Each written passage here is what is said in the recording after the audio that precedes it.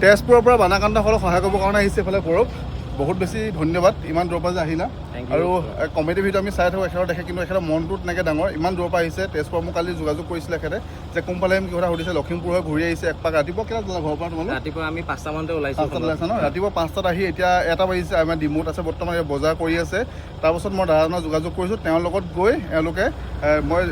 য'ত লৈ যায় যাবা আৰু জেগাডোখৰ নামটো তোমালোকে ইমান মন নাথাকিব পাৰে মই সেইকাৰণে কালি তোমাক ফোন কৰিছিলোঁ আৰু তুমি ইমান ধুনীয়াকৈ বুজাই দিছা আৰু আজি দাদাজনক ঠিক কৰি দিছে গাড়ী এখনে সৈতে তেখেতে এতিয়া পৰমা গোটেইখিনি কৰি দিছে আৰু দাদাজনে যিজন যাব তেখেতৰ কোনো পইচা পাতিৰ দৰকাৰ নাই তেওঁ পইচা নলয় তেওঁ ফ্ৰীতে লৈ যাব তোমালোকক আৰু মানে তেওঁ এটা মুহূৰ্ত মানে কাম কৰি আছে আৰু বহুত বেছি ধন্যবাদ সকলোকে আৰু ইমান দূৰৰ পৰা তুমি আহিছা ভাল লাগিছে আৰু বানাকান্তসকলক থিয় হোৱা এনেকৈ ভাল কাম কৰি যোৱা হৈছে তোমালোক বহুত বহুত ধন্যবাদ এই বিপদৰ সময়ত পৰমাই দিনে ৰাতিয়ে যেনেকৈ কষ্ট কৰি আছে আমি সকলোৱে দেখি আছোঁ আৰু এনেদৰে পৰমাৰ লগতো যিখিনি বন্ধু আছে তেওঁলোকেও ৰাতিয়ে দিনে কাম কৰি আছে তেওঁ টিম হৈ পেলাই যেনেকৈ কাম কৰি আছে আমাৰ সকলোৰে ভাল লাগিছে এনেদৰে আমি সেইকাৰণে আমিও নিজে উৎসাহ পাই আমিও ওলাই আহিছোঁ আৰু আপোনালোকৰ সকলো ওলাই আহক আৰু এই শিৱসাগৰ হওক যোৰহাটত আমাৰ অসমত য'তে এতিয়া এই প্ৰব্লেম চলি আছে আমি সকলোৱে মিলি এই প্ৰব্লেমটো ছল্ভ কৰিব লাগিব মানুহখিনি যিমানখিনি এতিয়া ৰিলিফ হয় আমি কৰিব পাৰিলে সেইটোৱে আমাৰ কাৰণে বহুত ডাঙৰ কথা হয় ধন্যবাদ অহাৰ কাৰণে ভাল লাগিছে আৰু তোমালোক যেতিয়া ঘূৰি আহে মোক কণ্টেক্ট কৰিবা যদি দৰকাৰ হয় আমাৰ ঘৰত থাকি দিবা থেংক ইউ পৰমা